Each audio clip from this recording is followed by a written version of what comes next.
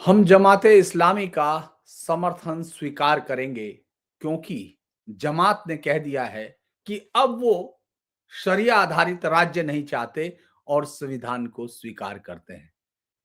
ये बात एक ऐसी पार्टी के लिए कही है जिसने हिंदुस्तान के 2 टुकड़े किए और हिंदुस्तान में होने वाले ज़्यादातर आतंकी हमलों के आतंकवादियों के लिए जो सहानुभूति साफ तौर पर प्रकट करती है, उसके लिए उससे समर्थन लेने की ये जो छटपटाहट है, ये कांग्रेस की है और आखिर ये बयान कांग्रेस के सबसे बड़े नेता सतीशन ने दिया है। वीडी सतीशन जिनको राज्य में कांग्रेस अपने मुख्यमंत्री के तौर पर प्रोजेक्ट कर रही है। वो सत्ता हासिल करने के लिए मुस्लिम लीग के साथ तो पहले से ही यूडीएफ का साझा चुनाव अभियान है। अब उसमें जमात भी शामिल हो गई और जान लीजिए जमात वही है जिसने इस देश के 2 टुकड़े किए थे और आज भी जिसका सपना शरिया आधारित राज्य है। नमस्कार। नरेंद्र पुंडी न्यूज पॉइंट में आज सुबह का एनालिसिस हम इसी पर कर रहे हैं कि आखिर केरल में कांग्रेस सत्ता हासिल करने के लिए मुस्लिम वोटों को पाने के लिए कितने नीचे तक तुष्टीकरण कर सकती है, उसकी ये मिसाल है। लेकिन इसका विरोध करने वाले एलडीएफ के भी हाथ कुछ इसी तरह के गुनाहों से रंगे हैं जो इस्लाम की या शरिया की सरेआम वकालत करने वाले उन तमाम राजनीतिक दलों के तौर पर या मुस्लिम सामाजिक संगठनों के घुटनों तक पैर छू रहे हैं कि कम से कम इस बार चुनाव में हमको जिता दीजिए। अब बात करते हैं 7 फरवरी को एक रैली होती है वहां कासरगोड में। उसके बाद कांग्रेस के नेता वीडी सतीशन एक बयान देते हैं और वो यही बयान है कि वो उनको स्वीकार है। ये एक राजनीतिक वहां जो यूडीएफ की अब रणनीति बनी है, इस बार किसी भी कीमत पर कांग्रेस केरल से सत्ता हाथ से नहीं जाने देना चाहती। यानी जो सीपीएम लगातार राज कर रहा है, उसके खिलाफ वो किसी भी हद तक जाकर अपने मुस्लिम वोटों के अंदर कोई डिवीजन नहीं करते। और चूंकि ये बात इसलिए की जा रही है, मैं आपको आज उसके तरह से बताता हूं कि आखिर हुआ क्या था, क्योंकि ये कहानी जो राजीव चंद्रशेखर है उनके बयान के बाद शुरू हुई। उन्होंने ये ट्वीट पोस्ट किया था जिसमें उनका कि कांग्रेस ने तुष्टीकरण से आगे बढ़कर कट्टरता को भी वैधता दे दी और यूडीएफ ने खुलेआम हिंद का समर्थन स्वीकार कर लिया जो संविधान को अस्वीकार करती है। भारत में जो इस्लामिक गणराज्य चाहता है, ये जो है कांग्रेस भारत की सुरक्षा और केरल की सुरक्षा को खतरे में डाल रही है। इसके साथ उन्होंने एक जमात इस्लामी का एक पोस्ट भी जारी किया, जैसा पोस्टर है उसमें उसके साथ आपने देखा होगा उस पर वीडी सतीशन है। इसको लेकर जो पिनरई विजयन है उन्होंने भी कहा कि कांग्रेस जो है सांप्रदायिक ताकतों को गुड सर्टिफिकेट दे रही है और जेआईएफ को यानी जमात इस्लामी को उन्होंने कहा है कि ये एक खतरनाक है। और ये बात कौन कर रहा है? ये वो सीपीएम कर रही है जिसने इसका बहुत दिन तक साथ दिया है। अगर हम इसको देखें कि इस पूरे मसले पर मैं आपको आज इसका गहराई के साथ हम विश्लेषण करते हैं, क्योंकि जब ये मामला जमात का आना शुरू हुआ, उससे पहले जमात कभी भी ओपनली नहीं देता, समर्थन जरूर था जमात के समर्थन के लिए। लेफ्ट और यूडीएफ दोनों में मारामारी मचती रही है, लेकिन इस बार तो उसने ओपनली किया है और सतीशन उसकी तरफदारी में जुट गए हैं। उन्होंने कहा कि जमात इस्लामी ने अपने विचारधारा में बदलाव की घोषणा की है। अब वे लोकतांत्रिक मूल्यों के प्रति प्रतिबद्ध हैं और वो जो है यहां चूंकि चुनाव से ठीक पहले बयान आ रहा है और यहां चुनाव में मुस्लिम मतों की बहुत जबरदस्त तारीख है। अचानक जब लेफ्ट ने उस पर हमला बोला तो सतीशन ने पलट के जवाब दिया और लेफ्ट की कलई खोल के रख दी। उन्होंने कहा कि भाई सीपीएम सांप्रदायिक शक्तियों को धर्मनिरपेक्षता का जब तक प्रमाण बांट रही थी तब तक कुछ नहीं, क्योंकि जमात इस्लामी 40 साल तक सीपीएम के साथ गठबंधन में थी, तब उन्हें कोई समस्या नहीं थी। लेकिन जैसे ही वो यूडीएफ के साथ आ गई तो अचानक सांप्रदायिक हो गई। ये कैसी नायकता है? ये एक दूसरे की धोती खोल रहे हैं। अगर राजनीतिक तौर पर देखें। मुस्लिम वोटों को हासिल करने के लिए जिस तरह की होड़ इस समय आपको केरल में दिख रही है, इससे पहले इतनी बड़ी होड़ कहीं नहीं दिखाई दी, क्योंकि लेफ्ट को भी अब अपना जो हिंदू वोट है उसमें डेंट लगता दिख रहा है। उसने इसीलिए एक के बाद एक ऐसे कदम उठाए हैं जो मुस्लिम तुष्टीकरण को बढ़ावा दे और ये बताने की कोशिश करें कि हम आपके लिए कांग्रेस से भी ज्यादा नीचे तक गिर सकते हैं तुष्टीकरण में, अगर आप हमको वोट देते हैं, चाहे वो हिजाब वाला मसला हो या पिनरई विजन के अक्सर आने वाले सनातन विरोधी बयानों की बात हो। और ये नेता पहले जो है उसको धर्मनिरपेक्ष पार्टी उन्होंने पोल खोल दी, क्योंकि आईयूएमएल भी यूडीएफ में आने से पहले एलडीएफ के साथ था। तो वो भी बात बताया कि भाई ये जो एमवी गोविंदन है जो वहां के नेता हैं लेफ्ट के बड़े, और एन विजय विजय राघवन है, ये पहले इंडियन यूनियन मुस्लिम लीग को भी धर्मनिरपेक्ष पार्टी बना बताते थे, और अब जब जो कि हमारे पास आ गई, यानी वो आ गई, तो तब ये कहना शुरू कर दिया कि साहब ये देश को बांटने वाली पार्टी है। तो ये एलडीएफ जिस तरह के है, उन्होंने बताया कि एलडीएफ ने इससे पहले पीएफआई और एसडीपीआई जैसे संगठनों के साथ गठजोड़ किया था। सीपीएम के झूठी कहानी गढ़ रहे, और ये बात बिल्कुल सही है कि ये दोनों पार्टियां लगातार मुस्लिम वोटों के लिए एक इस तरह के प्रयास करती रही हैं। अब आपको संगठन ने कहा, ये चूंकि उन्होंने कारण भी बता दिया कि साहब ये जो है थियोक्रेटिक स्टेट यानी धर्म का सरिया आधारित राज्य वो नहीं चाहते हैं। आखिर ऐसा क्या है कि केरल में जमाते इस्लामी जो है राजनीतिक इतिहास को बदलने की तरफ जा रही है। जो वहां के केरल के इतिहास को लोग जानते हैं, उनको मालूम है कि मुस्लिम वोट किस तरह एकमुश्त, किस तरह राजनीतिक नियति तय करते रहे। अब जमात के बारे में आपको समझ लीजिए कि जमात जो है सबसे खतरनाक इस्लामिक संगठन है, जिसकी स्थापना मौलाना सैयद अबुल अला मौदूदी ने की थी, और ये भारत में जब स्थापित किया गया था 1941 में, तब इसको सरिया आधारित और पूरे देश को, मतलब तब देश बटा नहीं था, पूरे देश को इस्लामिक झंडे के नीचे लाना था, और हिंदुओं पर अगर कोई बचते हैं तो जजिया जैसे उनसे लिए जाने थे। ये क्लियर कट था। लेकिन विभाजन हुआ तो केरल में इसका चैप्टर वही चैप्टर बना रहा, और वीपी जब वीपी मोहम्मद अली हाजी साहब इसको कहते हैं, इसने इसको शुरू किया था, और शुरू से लेकर आखिर तक उसकी सिर्फ एक ही है कि इस्लामिक मूल्य कैसे स्थापित हो, यानी इस्लामिक मूल्य मतलब बाकी तमाम जो धर्म हैं उनको कैसे सबवर्ट किया जाए, उनको किस तरह से दबाया जाए, ये उसका होता है। और इसकी शुरुआत भी आप देखेंगे मल्लापुरम, कासरगोड जैसे मुस्लिम बाहुल्य जिलों में ही हुई है। 1960 के दशक तक तो ये सामाजिक संगठन के तौर पर रहा, क्योंकि देश बटा था, और इस देश ने इस बात का फैसला किया नहीं था कि जिन्होंने मुस्लिम जो डिवीजन की पैरवी की थी, उनमें से एक आदमी भी इस देश में बचना नहीं चाहिए, ये पहले से होना चाहिए था, यानी उनको किसी भी कीमत पर इस देश की जमीन में रहने की इजाजत नहीं होनी चाहिए थी, उनको पाकिस्तान भेजा जाना चाहिए था। लेकिन चूंकि सरकारें इस तरह से आई और कांग्रेस की नजर में ये एक इनाम का काम था, क्योंकि देश के दो टुकड़े करना उनको लगता है इनाम का काम था, लिहाजा जिन्होंने इस देश के दो टुकड़े की और वो हिंदुस्तान में रह गए, उनको राजनीतिक तौर पर बड़ी ताकत दी जानी चाहिए। ये कांग्रेस ने लगातार किया। इस बात को आप अलग-अलग उसमें पत्रकारों से भी उस समय के तत्कालीन उसको देख सकते हैं, और कांग्रेस के फैसलों को भी देखा जा सकता है।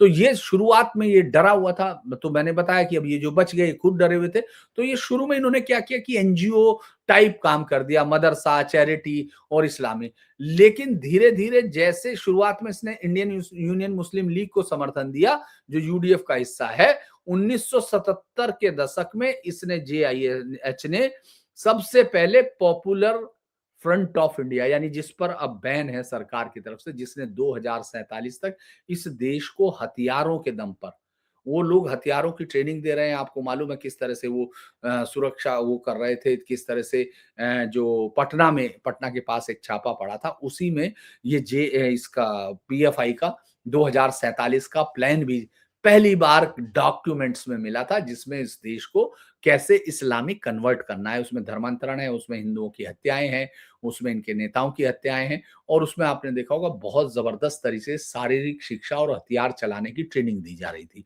तो ये पीएफआई जो बाकायदा इस देश के अस्तित्व को नकारता है, इस देश की जो दीगर धर्मों की महिलाएँ हैं, बच्चियाँ हैं, उनके धर्मांतरण करना और उनको या फिर उनको सेक्स स्लेव के तौर पर बेचने के ख्वाब रखने वाला संगठन जिसको बनाया, वो इसी से पैदा हुआ। इसी दौर में, इसी संगठन में इस्लामिक स्टेट की वैचारिक मांग रखी, जो संविधान विरोधी है। इसका अगर पॉलिटिकल वो देखते हैं तो 1990 के दशक में जमात-ए-इस्लामी ने खुद को राजनीतिक पार्टी के तौर पर लॉन्च करना शुरू कर दिया। इससे पहले ये आईयूएमएल के पीछे से राजनीति कर रहा था और इसने 1994 में welfare party of India launch की, जो इसका राजनीतिक हथियार बन गया। वेलफेयर पार्टी ऑफ इंडिया ने क्या किया? उसने एसडीपीआई से गठजोड़ किया।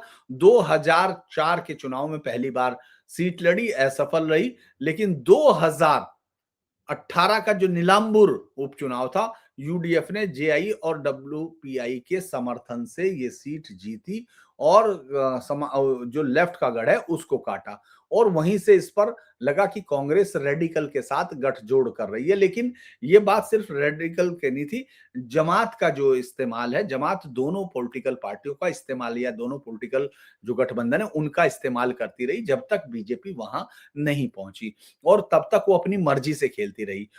इसने दोनों ही 1987 में जमात ने सबसे पहले यूडीएफ के पक्ष में वोटिंग शुरू की, जैसा कि सीपीएम के विजय ने शुरू किया, लेकिन 2000 के दशक में एलडीएफ के साथ उसके रिश्ते अच्छे रहे, कभी सीधा गठबंधन नहीं दिखा, लेकिन स्थानीय स्तर पर वो समर्थन देती रही। 2016 के विधानसभा चुनाव में वेलफेयर पार्टी ऑफ इंडिया ने लेफ्ट को सत्ता में बाहर रख के यूडीएफ को सपोर्ट किया। हालांकि उससे ज्यादा बहुत फर्क नहीं पड़ा था और लेफ्ट सत्ता में आई, लेकिन उसने दिया।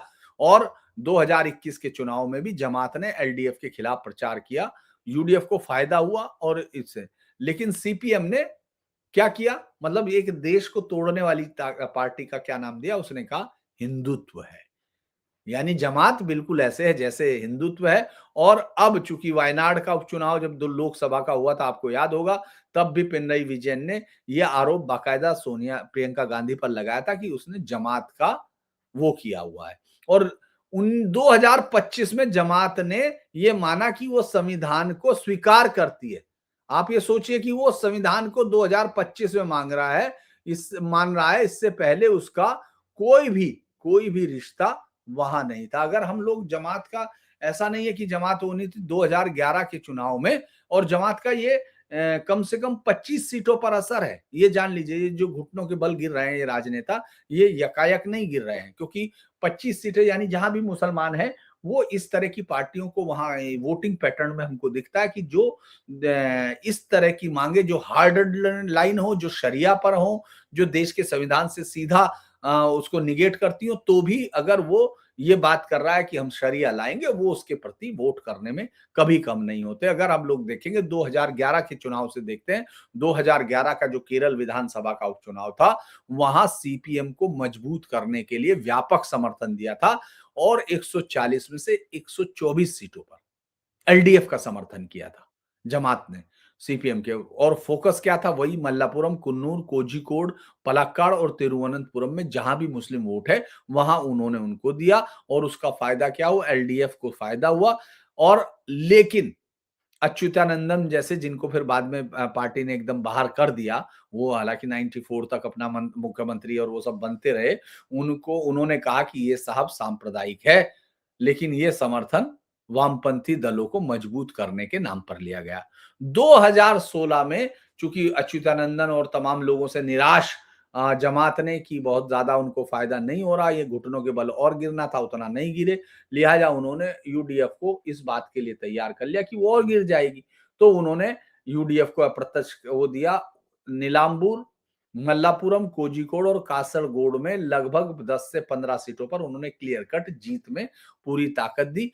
और सबसे पहले डब्ल्यूपीआई ने, यानी जो उन्होंने वेलफेयर पार्टी ऑफ इंडिया बनाई थी जमात ने, उसने उम्मीदवार उतारे, लेकिन बाद में यूडीएफ के लिए प्रचार शुरू कर दिया। लिहाजा यूडीएफ को मतलब यूडीएफ के लिए अप्रत्यक्ष समर्थन दिया था। हालांकि एलडीएफ सत्ता में आई।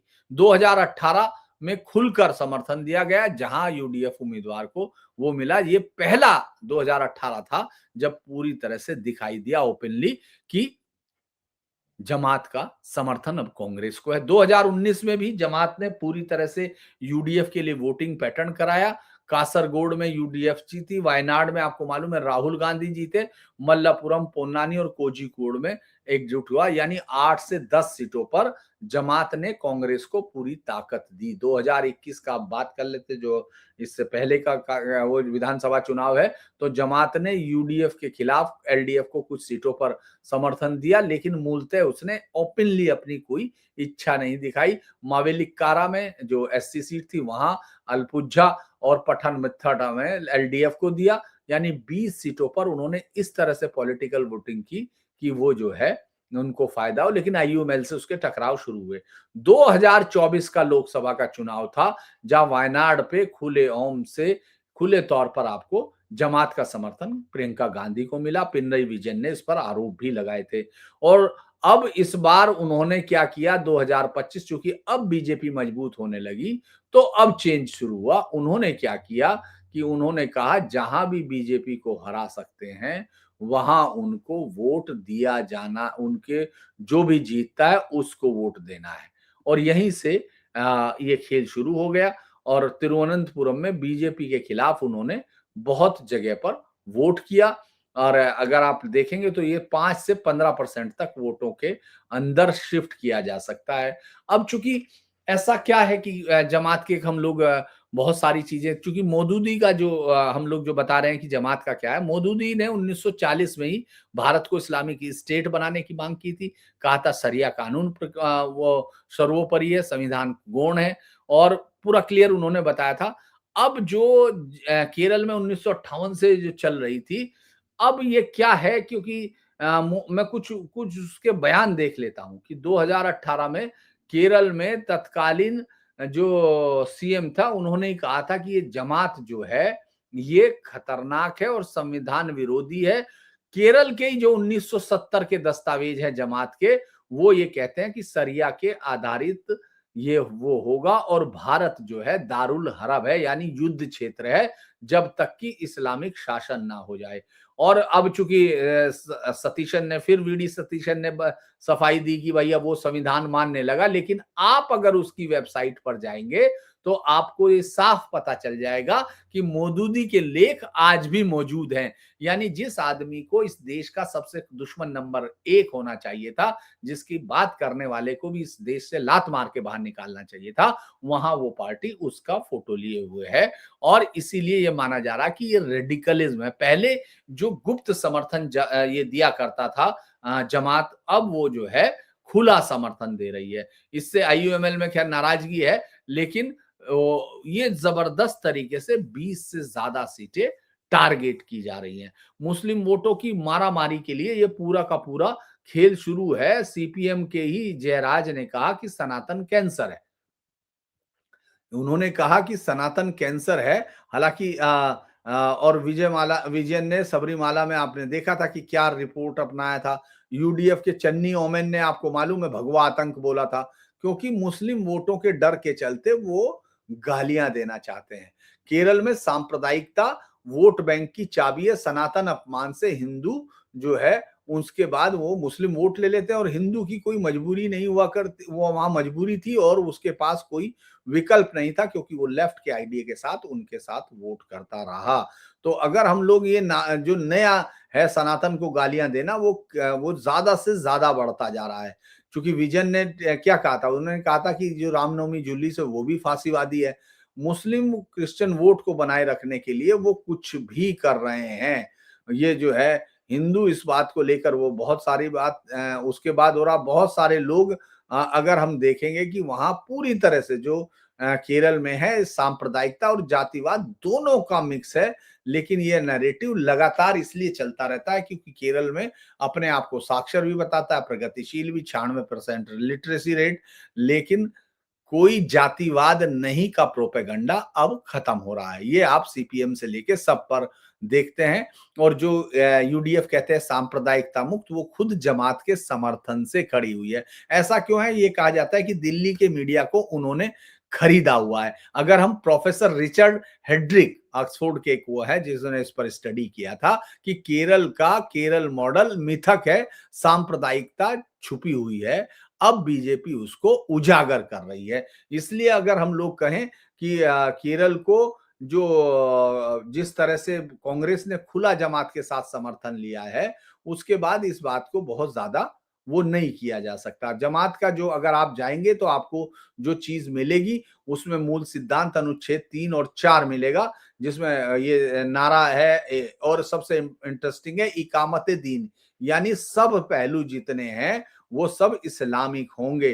राज्य, न्यायपालिका और समाज को सरिया के नीचे लाया जाएगा। उसका संविधान कहता है कि इस्लाम पूर्ण कोड ऑफ लाइफ है, आधुनिक सिस्टम वो हल नहीं है। इसीलिए ये जो है यहाँ अमीर जमात कहा जाता है, सरिया की सलाहकार होती है और कोई भी यहाँ चुनावी मतलब इस तरह का कोई चुनाव नहीं होता। जमात ने राजनीति हमेशा की है, लेकिन खुली नहीं, क्योंकि तब से आज तक वो आईयूएमएल को पहले देती रही, मैंने जैसा आपको बताया। और अब ये केरल में जो खेल है वो दोनों तरह से ओपन हो गया, क्योंकि बीजेपी ने जिस तरह से वोटों की संख्या अपनी 19% बुला दी, उसके बाद से मुझे लगता है कि ये परेशानियां उनको हो रही हैं कि किसी भी तरह से मुस्लिम वोट टूटना नहीं चाहिए। सीपीएम अपने हिंदू वोटों के जाने की कमी को उससे पूरा करना चाहता है, और भी कांग्रेस अपनी अगर राज्य में इस बार की सत्ता में आना है तो वो उसको यहाँ रखना चाहता है। चूंकि बहुत सारे लोग ये सवाल कर सकते हैं कि भाई मौदूदी से पाकिस्तान के बाद पाकिस्तान चला गया था तो उसका क्या होगा, लेकिन अगर आप देखेंगे तो जेआईएच की पर मौदूदी की जमात का हिस्सा है। हाजी साहब ने जो उसका वो था संस्थापक था, उसने मौदूदी का ही वो किया, उमरबाद से शुरू किया और उसमें लिखा कि मौदूदी से प्रेरित। अगर आप जाएंगे JIH Kerala.org पर तो वो सीधा लिखती है मौदूदी से प्रेरित। और इस्लामी दर्शन जो है मौदूदी का, वही आज भी केरल के जेआईएच का कोर प्रोग्राम है। कार्यक्रमों में अगर आप वहां जाएंगे तो मौदूदी की इस्लामी हुकूमत जैसी किताबें बांटी जाती हैं। 2025 में मल्लपुरम में मौदूदी पर माफ कीजिए मौदूदी पर एक पूरा कार्यक्रम किया गया था। जो संविधान है केरल की जमात इस्लामी का, उसका मूल उस जैसा है जैसा उसका था और सीधे तौर पर कोई बदलाव नहीं किया गया। केरल की जो शाखा है वो भी राष्ट्रीय संविधान फॉलो करती है और इसको थियोक्रेटिक कहती है। सबरीमाला विरोध में ये शामिल थी। जे जो जमात के कर उन्होंने हिंदू तीर्थ पर हमले किए और सीए इसको कोर्ट ने फैसले को हिंदुत्व बताया, ये अलग बात है। सीए एनआरसी का विरोध किया, उग्र प्रदर्शन किए, एसडीपीआई और जमात ने ब्लॉकेड किए, कोझिकोड में हिंसा हुई। जो हिजाब की रणनीति 2022 में आपको याद होगा, वो उन्होंने जमात के छात्र विंग ने एसआईओ ने स्कूलों में जमात किया जबरन, और उसके बाद कोर्ट केस हुआ। 2025 में प्रोपस्टीन विरोध, इसमें भी एसआईए जो इसका जमात का वो है उसका, और मौदूदी के लिए इस्लामी राजनीति पर सेमिनार किया। पॉपुलर फ्रंट ऑफ इंडिया जमात केरल के पूर्व सदस्यों ने 2006 में बताया था। हालांकि जमात ने नाटक किया था कि उन्होंने बेदखली की, लेकिन एनआईए ने साफ किया था कि पीएफआई जमात का ही रेडिकल विंग था। हत्याएं, bomb blast, Kozhikode train blast, ये सब पीएफआई के कारनामे हैं। एसडीपीआई उसी का राजनीतिक विंग है 2009 से, वेलफेयर पार्टी 2009 थी। इसके अलावा भी कई सारे राजनीतिक संगठनों को वो ये कहता है, जीएचआई ने पीएफआई नेताओं को शहीद कहता है। पीएफआई पर बैन पर जमात इस्लामी ने पूरे उसमें विरोध प्रदर्शन किए थे। तो मैं वैसे तो बहुत जबरदस्त तरीके से और भी इसका है, लेकिन मुझे लगता है कि अभी हमको इतना ही। अगर आगे आपको इस पर भी रखना है तो आप अपने उसमें कमेंट्स में और उसमें सब में लिखिएगा, और हमारे इस वीडियो को लाइक कीजिए, सब्सक्राइब कीजिए, शेयर कीजिए, और अगर आपके पास हाइप का बटन है तो उससे हाइप कीजिए ताकि हमारे व्यूज बढ़ सकें। तो आज के लिए इतना ही, आपसे फिर मुलाकात होती है। नमस्कार, आपका दिन शुभ हो।